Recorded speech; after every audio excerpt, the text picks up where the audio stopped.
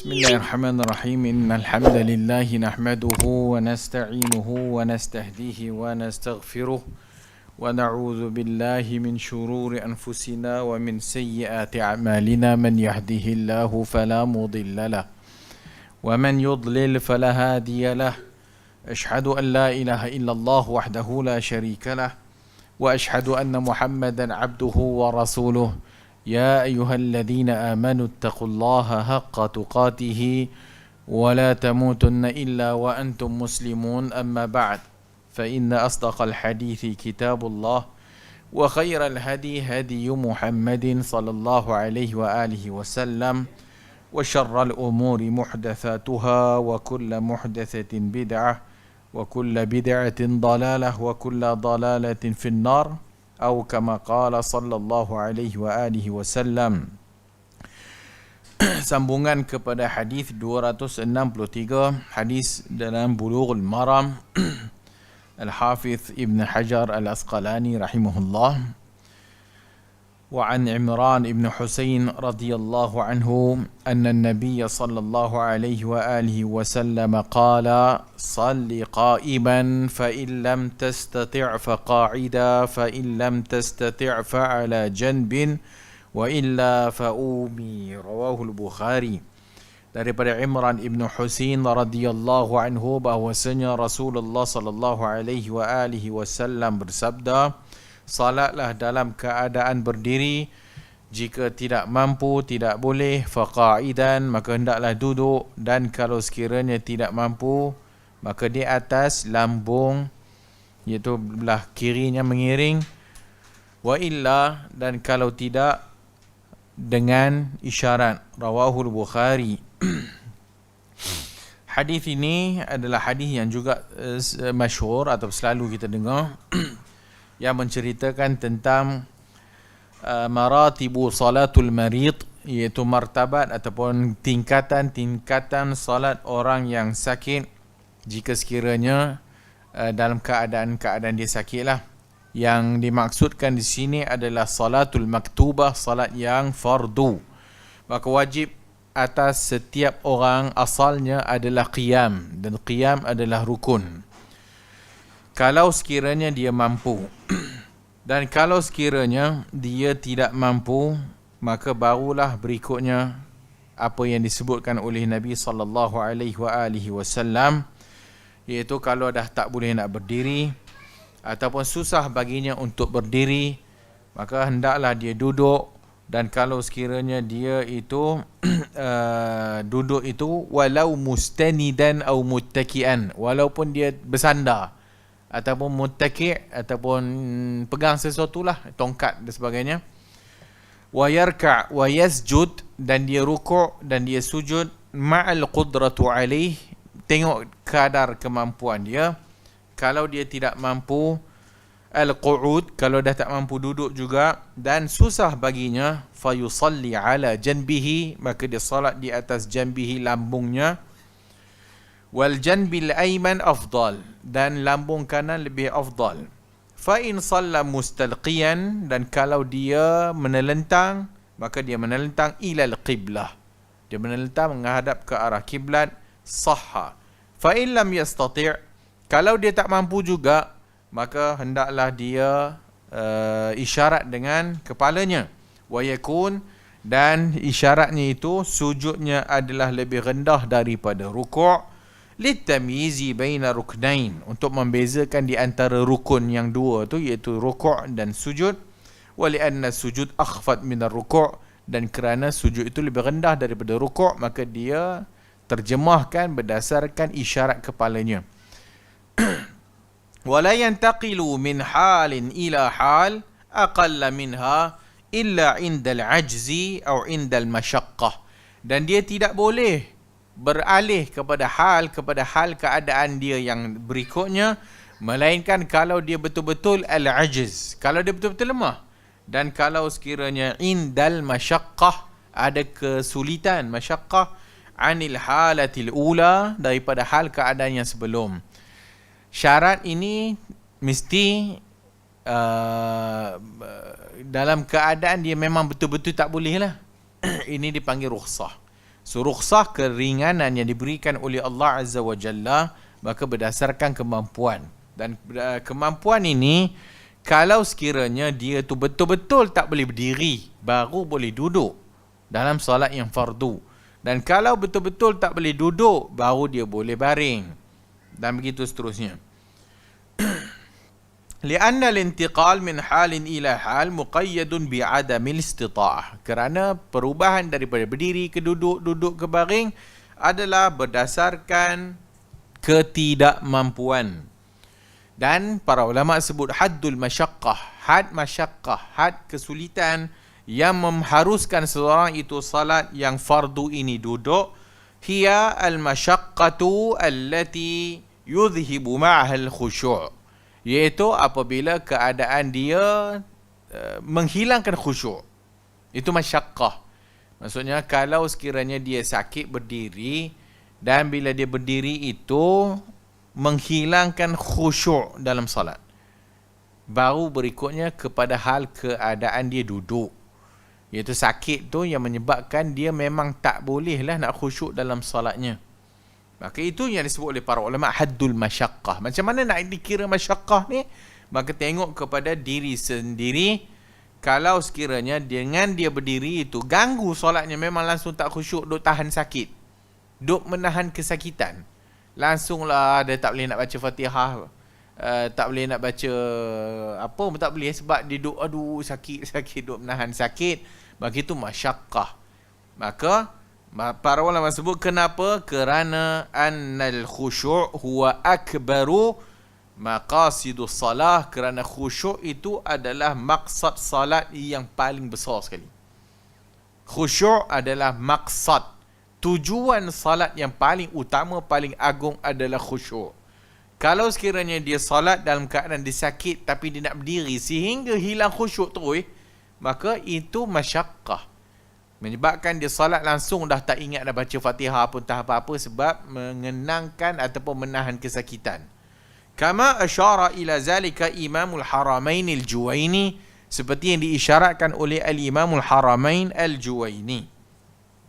Al-a'zar allati tubihu as-salah al-maktubah qa'idan kathirah. Dan dikata berikutnya, keuzuran yang mengharuskan seseorang itu salat fardu dalam keadaan duduk banyak keadaan. Falaysa khasan bil maradi faqat. Bukanlah kerana hanya semata-mata sakit saja. Bukan hanya semata-mata sakit. Faqasara as-saqfu alladhi la yastati'u al-khuruj minhu was-salatu fi as-safinati. Apa keadaan yang dia tak sakit tapi keadaan tu menyebabkan dia tak boleh nak berdiri. Keadaan dia tak boleh nak berdiri, mungkin dia tersepit ke ataupun orang kurung dia dalam penjara ke, yang menyebabkan penjara tu pun tak boleh nak berdiri, duk menyengit dia badan, maka dia boleh solat duduk. Ataupun dia kata salatu fis safinah, solat atas, kalau terjemah kapal kita boleh berdiri dah, sampan ataupun perahu boat. So dengan naik boat itu terhoyong hayang, habis jatuh dalam laut padan ke maka dia duduklah. Kerana Nabi kata kalau takut tenggelam, faqaida, maka duduk. Dia tak sakit tapi keadaan dia tu tak membenarkan dia berdiri. Awil bakhirati aw sayyarah, ataupun salat dalam sayyarah kereta, ataupun at-tayyara indal hajah ila zalika, dalam kapal terbang kalau ada hajat demikian. Wa adamil qudrah 'ala al-qiyam, dan tak ada kemampuan berdiri, maka semua tu dikira keuzuran yang mengharuskan salat fardu daripada berdiri duduk. Dalam kapal terbang ni pula, pertama kita nak ingatkan rukhsah ni bukan apabila kita rasa macam tak payah berdirilah, ada rukhsah, kita duduk-duduklah, bukan macam tu. Rukhsah adalah keringanan yang ada siapa-siapa tu? Abu Talha. Rukhsah adalah keringanan yang Allah bagi apabila keadaan itu perlu dan dia tidak khusyuk ataupun tak boleh dalam keadaan asalnya, maka baru boleh ambil rukhsah. Kalau dia boleh berdiri Sakitnya pun taklah sakit sangat pun. Yang bila dia berdiri solat pun tidaklah mengganggu khusyuk dalam solat. Maka dia kena berdiri. Dia kena berdiri. Kalau sekiranya berdiri itu menyebabkan ada problem, baru boleh duduk. Maybe mungkin accident motor lah. So accident motor pula ada kadarnya. Mungkin kadar accident motornya masih boleh berdiri tanpa sakit. Sakit sikit saja dia boleh tahan dan dia baca Fatihah pun tak ada masalah dan dia boleh khusyuk. Yang kedua, kalau sekiranya dia accident dalam keadaan yang berdiri pun memang rasa pedih dan sakit, itu keadaan-keadaan yang mengharuskan untuk seorang itu ambil rukhsah daripada berdiri duduk. Orang yang dalam kapal terbang, orang yang dalam kapal terbang ni bukan maksudnya bila menaik kapal terbang je boleh solat fardu. Ustaz kata boleh, ustaz kata boleh. Dia pergi travel daripada KL pergi Al-Ustaz je. Daripada Kuala Lumpur ke Al-Ustaz. Berapa minit? Sejam lah lebih kurang kan. Kalau terbang pusing sejam lah. Kalau terbang tu boleh laju setengah jam boleh sampai 40 minit kan.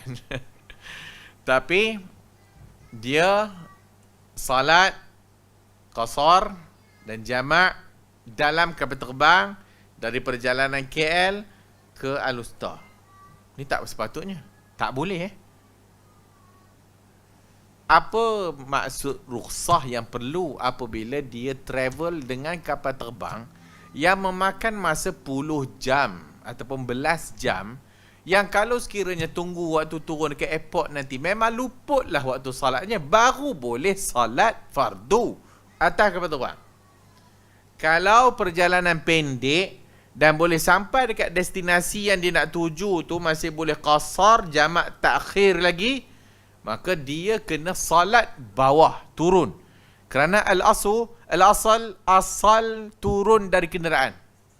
Nabi salat fardu turun dari kenderaan. Nabi salat sunat baru atas unta. Nabi salat fardu tak pernah atas kenderaan.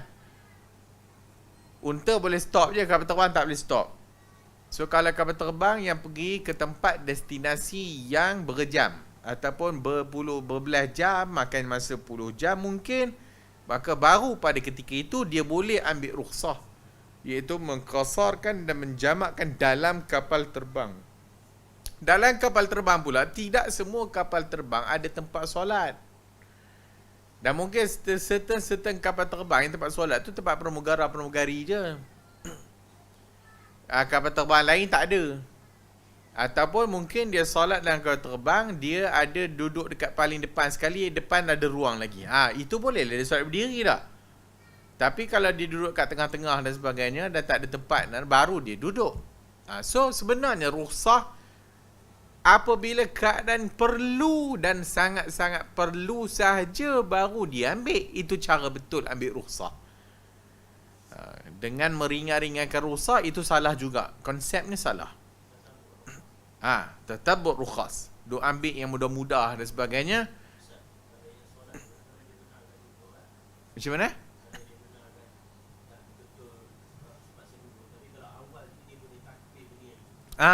Dia kena berdiri. Dia problemnya tak boleh berdiri lama. Tapi dia boleh berdiri. Tu yang orang marah tu, itulah Pak Wahabi mengajar. Boleh solat atas kursi.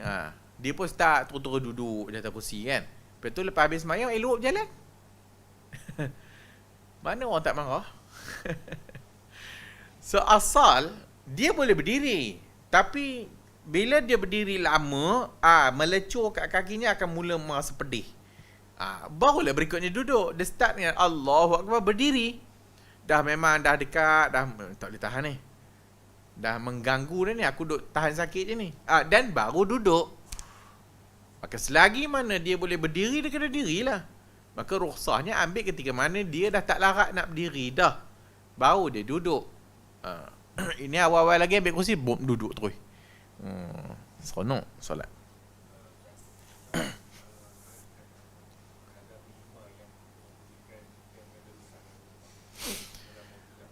Dia kadar minima bergantung kepada individu. Macam kita sebut tadi. Apa yang disebut haddul masyaqqah tadi tu. Apabila dia ambil azimah atau dia ambil pada asalnya hukum berdiri tu, menimbulkan masyaqqah pada dia, susah, kesusahan itu menyebabkan terganggu solatnya. Dan terganggu solat tu memang macam kita sebut tadi lah, memang dia itu ada problem yang kalau dia berdiri tu memang dia tak boleh tahan sakitnya tu. Dan kalau ditahan tu menyebabkan memang waktu sepanjang solatnya tahan lah, tapi baca Fatihahnya duk menahan sakit. Dia berdiri dalam keadaan teruk sangat lah. So mengganggu khusyuk. Maka khusyuk adalah lub, isi salat. Sehingga kalau dia berdiri itu langsung tak khusyuk terus. Sebab memang keadaan sakit itu. Tapi dia nak berdiri juga. Hilang khusyuk dan sembahyang. So sepatutnya dia duduk.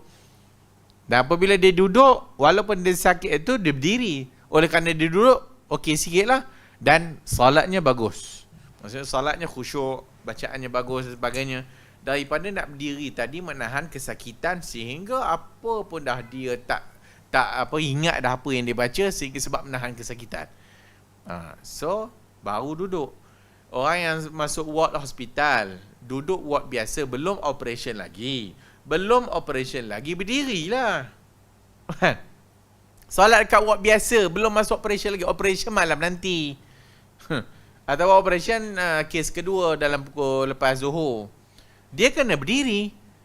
Apabila lepas operation, duduk baru lepas kat ICU dan sebagainya. Dan barulah dia solat dalam keadaan dia duduk ataupun dia baring tu.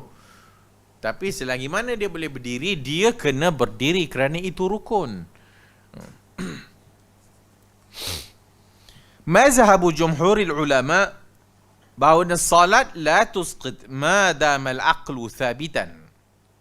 Di sisi majoriti para ulama, salat tidak jatuh, tak gugur selagi mana akal itu berfungsi. Akal itu thabit, ada akal lagi tu, maksudnya dia sedar, aware. Falmaridu idza lam yaqdir 'ala al-ima' bi ra'sihi aw ma'a bi'ainayhi فيخفض قليلا للركوع ويخفض أكثر منه للسجود فإن قدر على القراءة بلسانه قرأ وإلا قرأ بقلبه فإن لم يستطيع الإيماء بعينه صلى بقلبه. Majority ulama dalam keadaan-keadaan orang yang sakit ni, kita tak ada kondisi keadaan yang mana kewajipan solat kita gugur, melainkan kalau sekiranya akal dah hilang, baru gugur. Akal hilang maksudnya akal tak ada lah. Maksudnya koma, ataupun lepas operation itu masih ada bius lagi, dia pun tak sedar lagi daripada selepas operation dalam ICU. Ataupun dia dalam keadaan ICU dah sedar tapi masih otak akalnya tu duk pusing-pusing lagi. So keadaan itu akalnya belum sabit lagi. Dia baru kewajipan salat itu tak ada. Tapi akal ada, waras dan sedar. Apa jua keadaan, menurut mazhab majoriti ulama, tak ada, tidak gugur kewajipan salat. Tak gugur kewajipan salat. Yang jadi masalahnya mungkin dia tak belajar mungkin, ataupun tak faham, maka dia pun masuk hospital. So bila dia masuk hospital, maka bila disuruh salat, apa jawapannya? Tak apalah, nanti pakcik qada lah. Nanti bila pakcik dah keluar nanti, dah balik nanti, pakcik qada lah. Ni kotor ni, kotor. Ni orang tak faham. Mungkin faham ataupun mungkin tak buat tak faham. Atau dalam keadaan sakit tu malas sembahyang kan. Maka bila orang kata solat, dia pun katalah nanti pakcik qada lah. Dia pun gunalah alasan najis. Dia pun gunalah alasan kotor. Nyanyuk hilang akal. Dalam keadaan dia nyanyuk, tak ada kewajipan solat. Bila dia sedar, ada kewajipan solat. Bila dia gila, tak ada kewajipan solat. Sebab akal itu tempat taklif.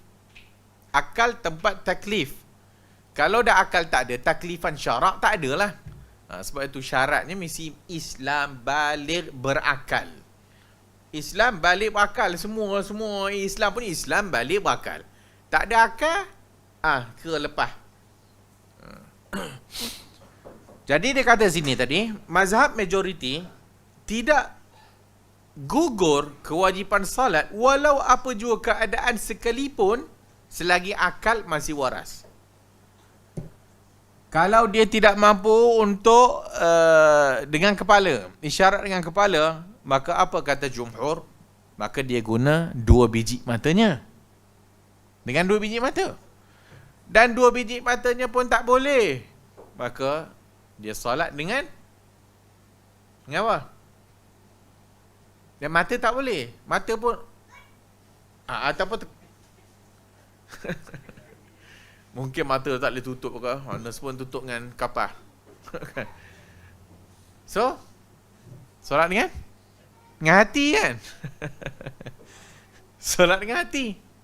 Sampai tahap itu. Sebab dia masih lagi akal berfungsi. Tinggal lagi dia lumpuh. Ataupun dia tak boleh gerak. Kepala pun tak boleh gerak. Mata pun dia tak boleh gerak. Maka dia ada kewajipan salat. Maka salat dengan kedua biji matanya. Ataupun wa'ala'au salla biqalbihi. Ataupun salat dengan qalbihi. Jantungnya lah. Amma Syekh Taqiyuddin faqal. Mata ajizal maridu anil ima' bira'sihi saqatat anhu salah.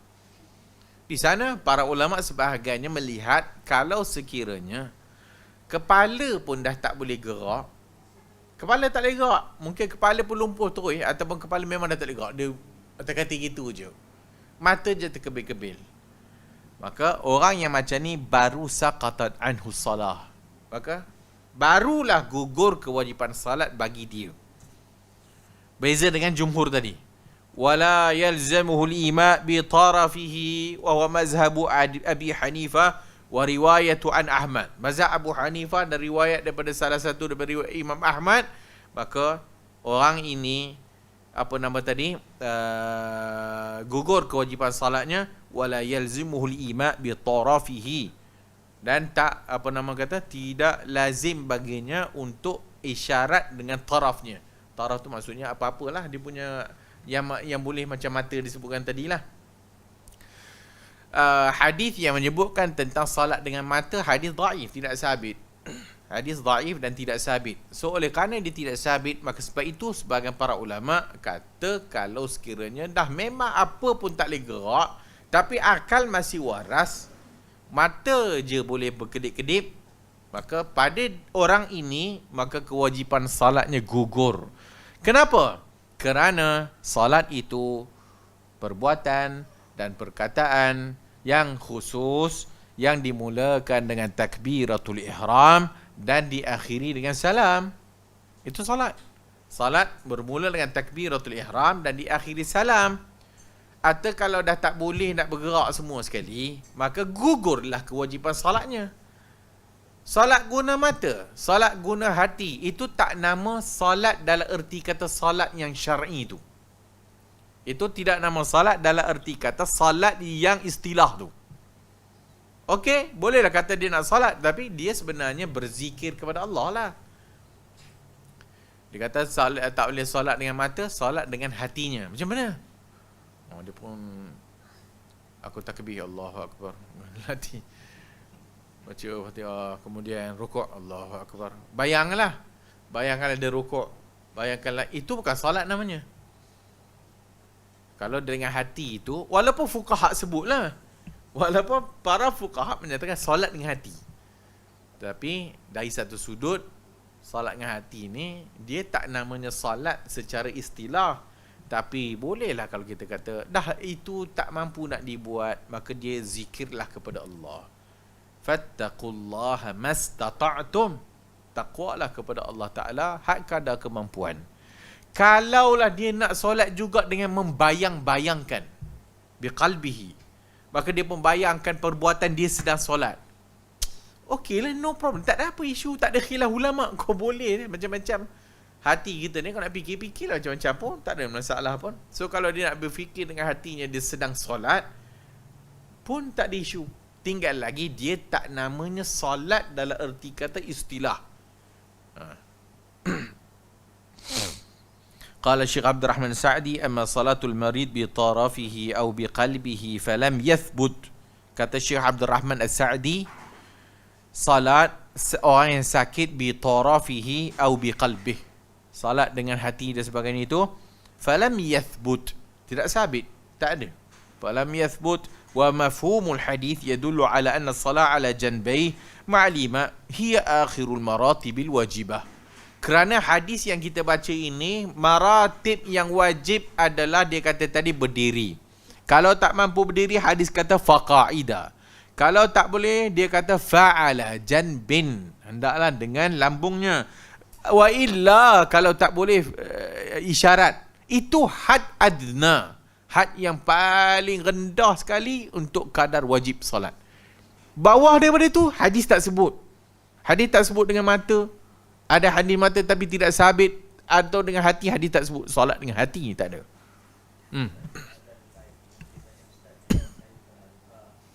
Nenek.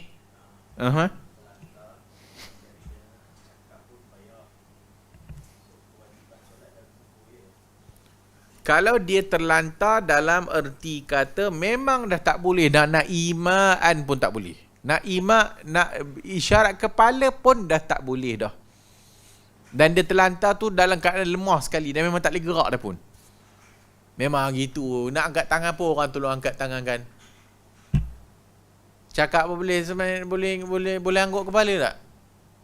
Berapa tak boleh gerak. Maka baru pada ketika itu memang gugur kewajipan, memang dia tak boleh. Dia tak boleh gerak dah pun. Dan dia tak ada kekuatan pun nak gerak pun. Bagi orang yang dah terlantar atas katil. Sebab bila dia terlantar atas katil lama, dia otot dia akan jadi lemah lah. So bila otot jadi lemah apa semua, kadang-kadang kepala dia pun dia tak boleh nak gerak pun. Hanya terkebil-kebil dengan mata je lah. Kalau dia nak ambil pandangan majoriti fuqaha tu, maka dia boleh solat dengan mata lah. Rukuk, sujud. Tapi kalau kita, macam kita sebut tadi, itu jumhur lah, majoriti. Kalau kita ambil sebagai pandangan ulama yang sebahagiannya yang mentahqiq dalam masalah ni, maka pada orang ini gugurlah kewajipan salatnya. Kalau dia masih lagi berakal dan sebagainya, kita suruhlah dia zikir kepada Allah, banyak istighfar, tak boleh sebut dengan hati, dah tak boleh bergerak dah pun. So kita bisikkan kat telinga dia dan sebagainya, so dia zikir ke, so dia istighfar ke, kadang-kadang mulut dia pun tak gerak pun. Kita suruh pun gitu saja, nak cakap pun dah tak larat mungkin. So keadaan itu menyebabkan gugur kewajipan salat bagi orang yang macam ni lah.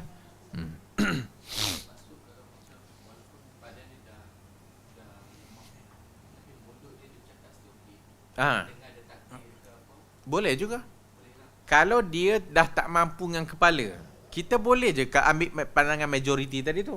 Katalah kita kata, Tok, boleh baca Fatihah ke apa ke? Dia kata, boleh. Tapi kepala dia tak boleh gerak. Ataupun kepala dia nak ni pun dia tak larat dah. Kan? Kalau kepalanya boleh berlarat lagi, kita suruh dia solat lah. Menggunakan kepala lah. Kalau dah apa pun tak boleh, dia cakap je. Dia bercakap je. So, kalau ikut yang hak jumhur majoriti tu kan, salla biqalbihi. Solatlah dengan hatinya. Dengan jantungnya.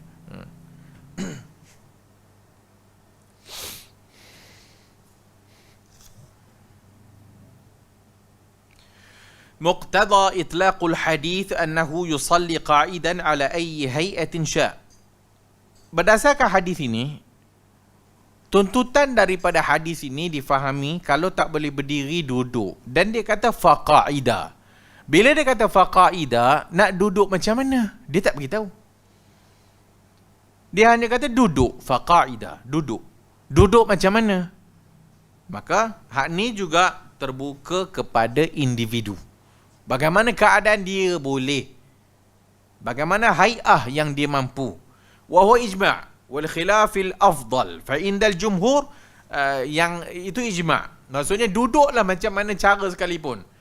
Tinggal lagi macam disebut bahawasanya ada di sisi jumhur kata, kalau sekiranya dia mampu untuk duduk mutarabbi'an, maka dia duduk mutarabbi'. Mutarabbi' itu maksudnya duduk macam kita duduk tahiyat awal. Kalau sekiranya dia rukuk dan sujud dan sebagainya, muftarishan. Muftarishan maksudnya duduk atas macam tahiyat akhir, untuk membezakan berdiri dengan duduk. Tapi apa jenis duduk sekalipun umumlah. Nak duduk atas kursi ke, nak duduk bawah ke, nak duduk atas sofa ke, tak kira lah. Nak duduk macam Piramli duduk ke, tapi tu tak mungkin lah kan. Tu boleh berdiri lah. So dia boleh duduk atas kursi. Ada orang dia boleh, dia tak boleh berdiri lah. Ataupun dia, biasa orang akan duduk atas kursi lah kan. Adakah keadaan orang tak boleh duduk atas kursi? Mungkin ada. Sakit mungkin disebabkan buasi yang teruk sangat ke? Apa keadaan sakit yang menyebabkan dia tak boleh duduk? Ada. Dia tak boleh duduk maksudnya begini. Tapi dia boleh duduk mungkin dalam keadaan-keadaan tertentu. Mungkin. Tengoklah, depend lah. So dia pilihlah cara duduk macam mana cara dia nak duduk lah.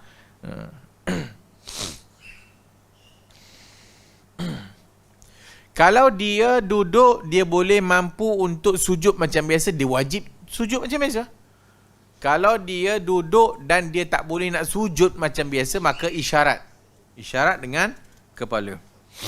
Dan ini dalil menunjukkan bahawasanya Allah Subhanahu Wa Taala bila diperintahkan kita, maka kita datanginya kadar kemampuan, dan Allah Maha mengetahui. Idza amartukum bi amrin fa'tu minhu mastata'tum. Bila aku perintahkan satu benda, datanginya dengan kadar kemampuan. Kadar kemampuan ni balik individu lah. Ustaz boleh bagi tahu je. Yang nak tahu boleh tak boleh ni diri sendirilah. Itu pun satu hal juga. Ustaz bukan menentukan hang kena duduk atas kursi. Ustaz pula kata, saya tak boleh duduk atas kursi Ustaz. No, duduk atas kursi. Mana boleh? Orang tu lah yang tahu macam mana yang dia boleh, kan? Maka kalau dia boleh duduk atas kursi, suka hati dia lah. Kalau dia duduk atas kursi, kalau kursi macam tak ada lapik, dia tak boleh, bontot dia sakit. Dia kena ada lapik, suka hati, duduk lah. Oh, tak boleh. Ustaz pun kata, tak boleh, dia kena duduk atas kursi yang tak ada lapik. Ini mana-mandai. So, bukan kita menentukan cara dia, kita hanya guide. Kita hanya bagi panduan. Kalau tak boleh gini, gini. Kalau tak boleh gini, gini. Maksudnya apa? Ikutlah kadar yang kau boleh dan kau mampu. Kalau macam tu orang beringat dah. Soalan tak dia ni. Dia nak jawab depan Allah Ta'ala. Dia bukan kita. Yang nak jawab depan Allah Ta'ala, dia. Kita dah bagi tahu dah. Kat hospital. Orang pun buat kajian. 90% lebih tak semayang dekat hospital. Kita kena kempen hospital mesra ibadat. Hospital mesra ibadat sekarang ni kan. Hospital mesra ibadat lah. Apa benda hospital mesra ibadat? Orang nak beranak ada baca Quran. Apa dia hospital mesra ibadat? Mungkin ada debu tayamum. Ada spray. Bawa spray kat pesakit kan. Oh, hospital ni tak ada spray. Tak mesra ibadat hospital ni. Kan? Baguslah, usaha tu bagus kan. Usaha tu bagus, tapi apabila kita pun tak faham bagaimana cara ataupun bagaimana yang sepatutnya, maka kita kadang-kadang merasakan hospital mesra ibadat tu mesti begini caranya, mesti begini caranya. Oh, tak ada debu tayamum, tak sah lah, kena bawa debu tayamum, belilah daripada kami. Oh, debu tayamum pun dia beli kan dalam botol. Masuk ICU tak boleh bawa debu. Masuk ICU dah tak boleh bawa debu, nak buat macam mana? Kalau dulu ada ustaz kata kalau tak boleh wuduk, tayamum lah dengan debu. Kalau tak boleh tayamum dengan debu, kira tak payah semayang. Gugurlah kewajipan dia. Dia tahu di sana ada pandangan yang boleh tepuk saja permukaan. Ada saja pandangan yang boleh paling ringan lagi tepuk saja permukaan. Oh, tak boleh ustaz. Cleaner setiap pagi cuci bersih meja ni. Memang langsung tak ada habuk. Sikit pun tak ada. Sebab cleaner cuci. Dia nak debu lah. Sebab pandangan mazhab mesti debu. Debu tu apa dia? Debu tu apa dia?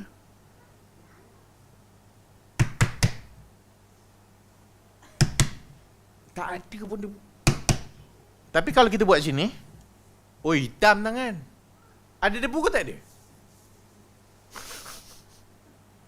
Dia nak debu macam lori pasir lalu kat pasir-pasir. Dia nak debu macam tu tak? Sebab tu sekolah pun guna apa? Bedak. Sekolah guna bedak. Tabur budak-budak tepuk. Oh, budak-budak seronok debu kan. Maka bila tak ada debu yang macam tu, oh, tayamum tak sah. Mesti debu yang diayak pula tu. Siapa nak ayak? So nak senang, belilah produk kami. Itu je point dia. Beli produk dia. Kita pun bagi tahu, tak boleh. Mudah je pakcik, tepuk saja atas meja makan tu. Tak nak. Ustaz tu berkata, gugur kewajipan sembahyang. Bukan dia nak ambil hak yang paling ringan, langsung tak sembahyang terus. Kalau dah tak boleh guna debu. Apa orang kata? Bab tu tak kerti nak luas pula. Kan? Dia sempit-sempitkannya. Orang dalam hospital, kalau boleh, kita nak dia solat. Walau keadaan macam mana pun, dia solat lah. Kan? Kita nak gitulah. Itu yang dibuat hospital Mesri Ibadat tu, supaya memberikan kesedaran kepada pesakit kita kewajipan solat. Tapi kalau dah disusah-susahkannya, Dah lah yang banyaknya. Pakcik tak semayang ke? Nanti pakcik qada lah. Itu jawapan standard. Jawapan standard. Pakcik ni kata macam tu, pakcik ni kata macam. Bukan pakcik, abang ni pun kata macam tu. Imam masjid pun macam tu.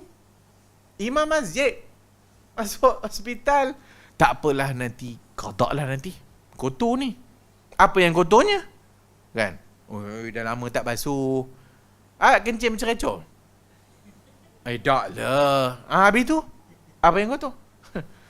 Lain lah pakai urine bag CBD tu kan. Kalau pakai urine bag tu, okey. Ni macam mana ustaz? Ada ni, apa nama, sambungan haji. Bag kolostomi. Macam mana? Tarik tu keluar. Semayang je lah. Fattakullah mastata'tum. Bagi dia hak paling mudah untuk dia solat. Yang penting dia solat. Kita pula kata, pakcik, solatlah hormat waktu. Solat hormat waktu. Nanti bila pakcik dah elok, nanti sihat, qada lah. Apa beza dengan jawapan pakcik tadi? Apa beza dengan jawapan pakcik tadi? Nanti kau qada lah. Kalau macam tu, baik kau qada je. Dah sah ke dah kan? Dah memang tak sah. Ustaz kata hormat waktu je. Nanti nak kena qada. Lah baik. Dah memang aku dah kata tadi kan. Nanti aku siap aku qada lah. Kita nak beritahu kat dia, hang semayang lah ward, tak payah qada, sah. Itu yang sepatutnya. Dia dengar peringat, betul kan? Tak payah qada. Okey lah. Ini dah duduk seminggu, 2. Ingat rajin nak qada. Duduk ward memanglah kata nak qada. Bila keluar, dah sihat. Puasa kita pun nak qada pun payah nak mampu.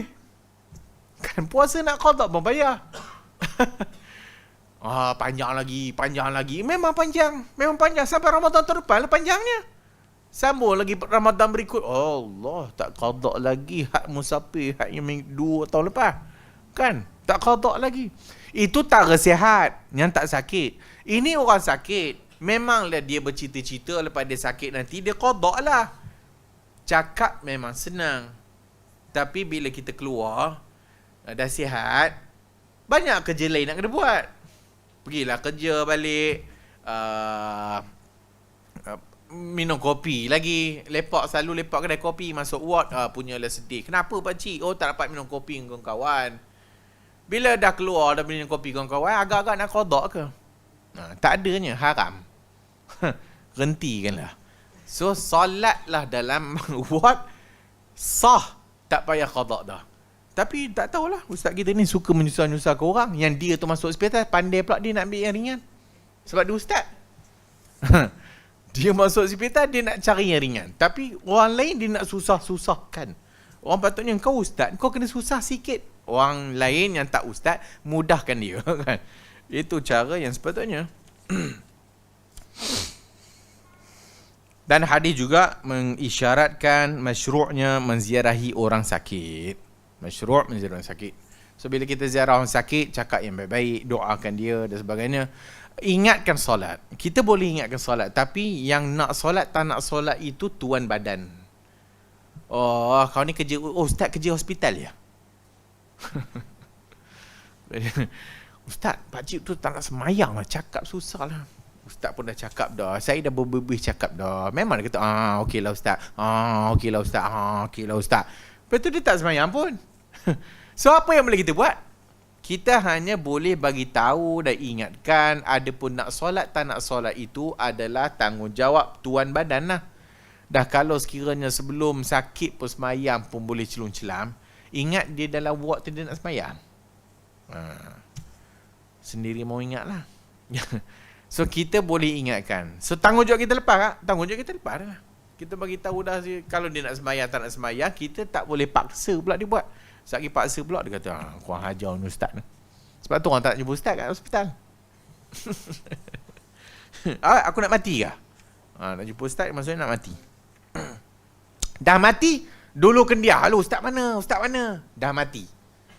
Sebelum mati, buat apa ustaz? Aku boleh nak mati. Dah mati, ustaz panggil ustaz, cari ustaz, cari ustaz, cari ustaz. Problem.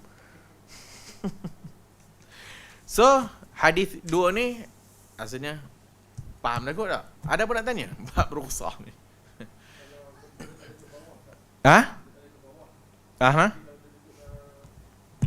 Kalau dia duduk bawah memang tak bangun dia lah.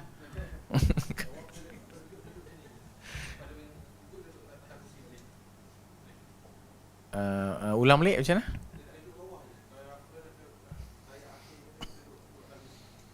Boleh? Dia berdiri, semua boleh. Kemudian dia pun rukuk. Rukuk boleh lagi. Tapi nak sujud turun bawah tu dia tak boleh.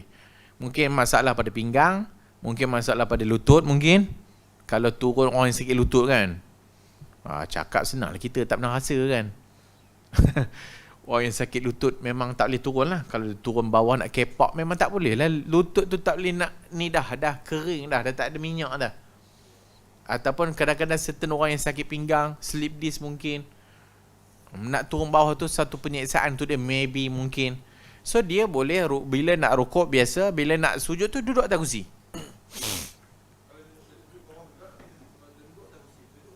Boleh. Dia hanya tak boleh duduk. Tapi tengok keadaan jugalah, dia boleh duduk. Dia boleh turun sujud macam biasa. Antara dua sujud, dia boleh macam mana aku buat? Berdiri yang macam atas lutut tu. Faham? Buntut tak letak. Syekh Sulaiman Al-Mani' pernah datang Malaysia. Dia solat macam biasa, tapi bila dia sujud pun macam biasa, tapi bila antara dua sujud tu dia akan dia duduk atas lutut dia tu. Maksudnya tak faham kan? So betisnya tu lipat badan ni macam tu. Macam tu. Dia jadi L shape. Kakinya ke belakang, dia tak duduk, dia berdiri macam tu. Dia sujud, kemudian dia berdiri kan. Dia berdiri atas lutut dia tu. Tu boleh, dia boleh. So macam tu pun okey juga. Kemudian dia sujud kali kedua. Kemudian dia berdiri balik macam tu untuk tahiyat kan mungkin. So macam tu lah. So ikutlah keadaan macam mana yang kita boleh lah. Tak boleh. Normal dia kena macam Nabi duduk lah. Iaitu duduk antara dua sujud. Duduk antara dua sujud. Mestilah. Kalau ni problem, dia tak boleh nak lipat lutut dia tu.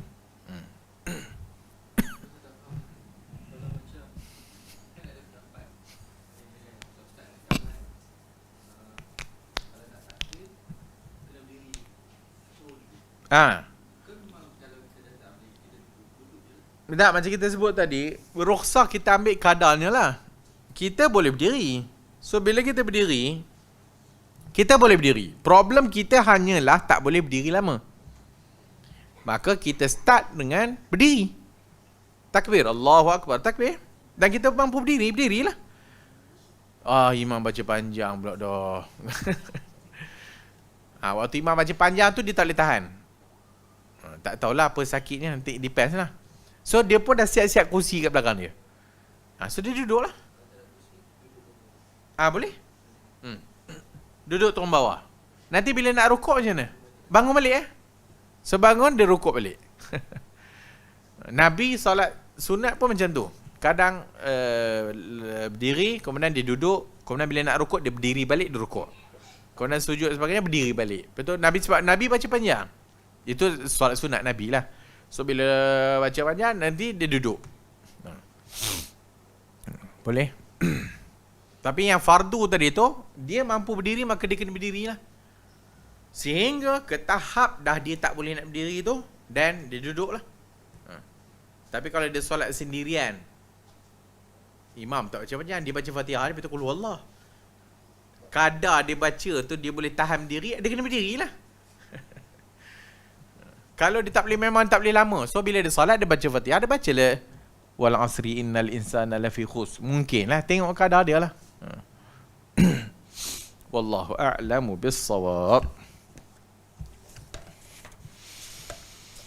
Yang akan datang ni dia masuk bab sujud sahwi wa sujud tilawah wa syukur. Bab sujud sahwi, sujud tilawah dan sujud syukur. Kita mula dengan sujud sahwi dulu. Sujud sahwi, saha ani syai' sahwan. Maksud saha, terlupa. Ghafila qalbuhu. Dia punya hatinya ghaflah. Fasahu zuhulun wa ghaflah. Amma kana fi dzikr. Terlupalah, senang bahasanya terlupa. Itu saha. Qala Qadi Iyad as-sahwu fi salati nisyana fiha. Kata Qadi Iyad, as-sahwu fi salat ni maksudnya nisyan, lupa, nisyan. Yuqalu saha 'ani syai' sahwan.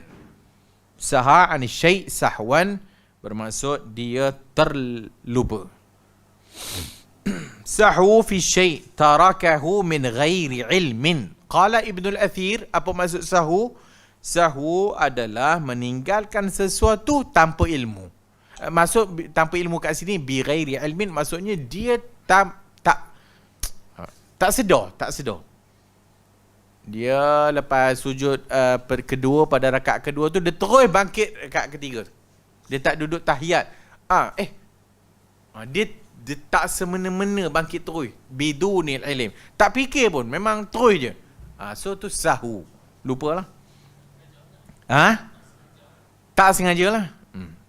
Qala ba'duhum as-sahwu wan nisyan wal ghaflah alfadhun mutaradifah. Sebagai ulama kata, sahwu, nisyan, ghaflah sama lah maknanya. Semua tu membawa makna yang sama.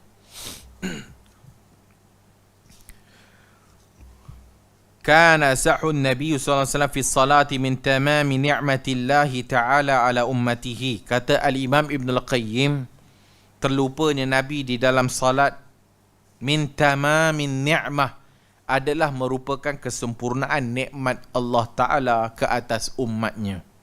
Wa ikmal dinihim, dan untuk menyempurnakan agamanya. Liyaqtadu bihi fima yashra'uhu lahum inda as-sahu, supaya boleh kita pelajari dan mengikuti contoh yang Nabi tunjukkan daripada peristiwa yang Nabi terlupa. Kenapa Nabi lupa? Ada hikmahnya. Hikmahnya turun hukum. Hikmahnya umat dapat tahu ilmu dengan sebab Nabi terlupa. Dan Nabi kata dia manusia. Dia manusia biasa, dia pun macam korang juga, dia kata. Aku pun macam korang juga, aku lupa. So itu manusia, namanya orang.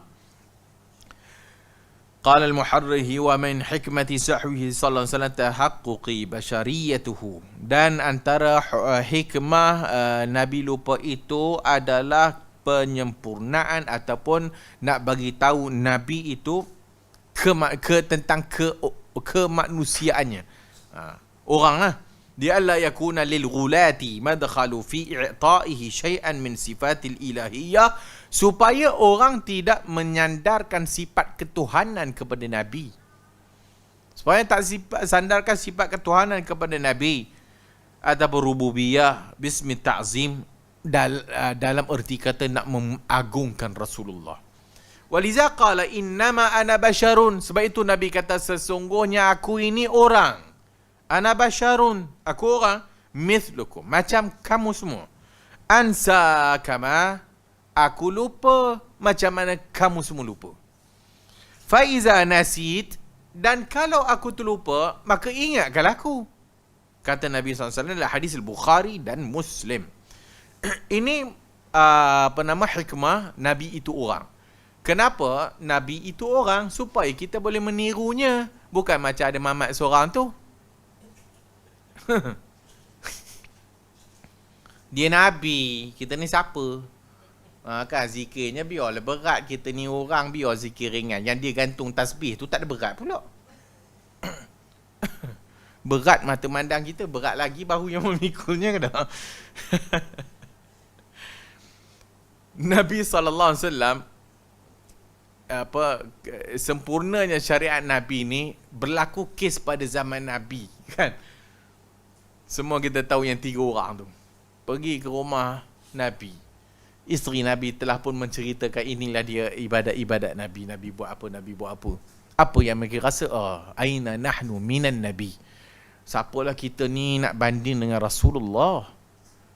Punya nak kamal, nak kesempurnaan tu. Sebab tu apa-apa pun dalam dunia ni tak boleh hulu. Tak boleh melampau. Dalam kecintaan tak boleh hulu dan sebagainya. So kita ni terlampau hulu sehingga nak buat lebih-lebih daripada apa yang Nabi buat. Nabi bagi guideline. Nabi tak kata, memang Nabi kata yang paling takut dengan Allah aku, yang paling kenal Allah aku. Ada pun aku amma ana, ada pun aku puasa, aku buka, aku solat, aku tidur, aku berkahwin dengan perempuan-perempuan. Faman raghiba an sunnati falaysa minni. Siapa yang tak mau ikut sunnah aku, dia bukan di kalanganku lah. Tak faham Adi ni? Tak faham Adi ni? Oleh yang pakai serban tu. Pakai serban saja. Hak tu riti pula nak ikut konon-konon baju Nabi tak? Nabi pakai jubah, teringin pakai jubah. Nabi pakai serban, nak juga pakai serban. Janganlah pakai serban, tak ikut Nabi, dia ikut Abu Jahal. Apa dah kan? Nabi kata, dengan kes 3 orang ni tadi kan, ini guide yang Nabi bagi. Ini panduan yang Nabi bagi. Nabi tak kata, memang Nabi kata, aku ni yang paling kenal Allah dan aku paling takut. Tapi Nabi akhir tutup dengan, siapa yang tak mau ikut sunnahku, boleh belah. Siapa yang tak nak ikut sunnahku, bukan di kalanganku. Apa maknanya? Maknanya, kena ikut lah. Nabi sempurna. Sebab Nabi sempurna lah kena ikut. Dah kalau Nabi sempurna, kita tak sempurna, kena buat lebih, tak nak ikut Nabi, memang tak ikut Nabi lah. Habis tu, yang pakai serban tu kenapa? Yang pakai serban tu kenapa? Ikut syekh dia, bukan ikut Nabi, ikut syekh dia. Yang pakai jubah kenapa? Oh, cinta Nabi ke? Cinta Nabi ke belah otak apa? Kau dah cinta Nabi, tapi boleh berhujah bahawasanya dia Nabi. Kita kena buat lebih lah. Tengok tu, kes orang yang macam ni dah wujud dah zaman tu. Dah ada dah zaman tu dah. Nabi marah. Bukannya tak ada sahabat yang buat amalan baru. Sahabat pun ada buat amalan baru. Memang ada. Bilal, kita dah cerita dah kan. Bilal. Tapi, Nabi ikrar. Ada benda yang berlaku pada zaman Nabi yang bukan dari Nabi. Nabi ikrar. Ada benda yang berlaku pada zaman Nabi, tapi Nabi tidak ikrarkan. Walau dua-duanya baik. Bilal buat benda baik, mestilah. Wahai Bilal, aku dengar tapak kaki kau dalam syurga. Apa yang kau buat? Tak adalah buat apa, wahai Rasulullah. Tapi setiap kali lepas berwudu, aku salat 2 rakaat. Nabi ikrarkan benda tu. Kawan yang baca Rabbana lakal hamdan kasiran tayyiban mubarakan fi. Nabi, siapa yang baca demikian? Takutlah kecut perut jugalah mula-mula tak. Nabi tanya, siapa yang baca? Aku, wahai Rasulullah. Dan Nabi ikrar pula. Dapat sunnah lah, jadi sunnah lah. Dapatlah nama kawan tu. Tapi 3 orang ni tadi buat juga. 3 orang ni tadi buat juga, tapi tidak dapat endorsement. Tak ada cop halal, tak ada cop sirim. Apa tak boleh? Tak boleh. Ini no, cannot. Dia menari dandut ke? Ya, tak. Dia solat tak nak tidur-tidur. Baguslah solat tak tidur-tidur. Kan? Baguslah solat tak tidur-tidur. Yang dia tu nak berzikir berpuluh-puluh ribu kali. Yang kawan ni nak solat tak nak tidur-tidur. Yang kawan ni pula nak puasa tak nak buka-buka. Bagus. Baguslah. Tapi dah lah, Nabi tidak ikrar perbuatan macam tu. Aku puasa, aku buka. Maksudnya apa? Engkau pun kena buka lah. Bila tenggelam matahari, engkau kena makan lah. Bila dah time nak tidur, tidurlah, jangan solat. Itu makna Nabi kata. Dan Nabi kata, kalau tak mau sunnahku, bukan di kalanganku lah. Apa maksud bukan di kalanganku? Memang tak bangkit dengan Nabi lah. Memang tak jumpa lah Nabi. Memang kena fasuhkan. Memang kena halau lah. Teringin sangat nak kena halau, buat. Teringin sangat nak kena halau dengan Nabi katnya. Tapi cinta Nabi, konon cinta Nabi. Apa cinta? Tapi tak faham. Sebab tu hadis tak nak baca. Hadis sahih tak nak baca. Hadis palsu nak baca.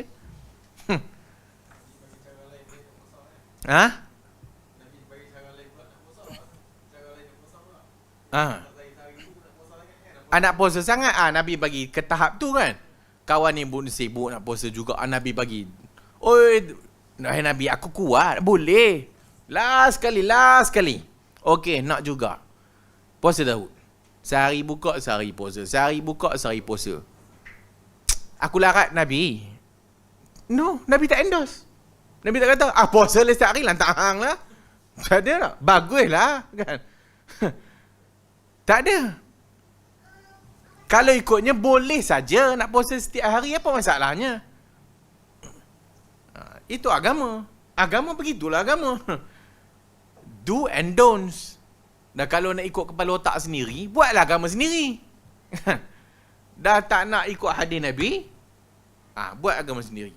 Tapi pandai pula. Hak tu Nabi Adam pandai pula sandar kat Nabi. Hak cerita merepek-repek, boleh sandar kat Nabi. Hak cerita yang betul-betul, boleh jadi rawi menipu. Cerita bodoh, Nabi buat. Nabi buat. Cerita bodoh, Nabi buat. Otak tak ke mana dah. Sikit-sikit dah. So bab sujud sahwi ni kita akan sambung yang akan datang. Dan mungkin kita akan panjangkan sikit bab sujud sahwi ni. Sebab mungkin akan ada kekeliruan sikit sebelum bagi salam ke, lepas bagi salam ke, dua-dua boleh ke. Ada sebagai ulama kata kalau sekiranya begini sebelum salam, kalau sekiranya begini lepas salam.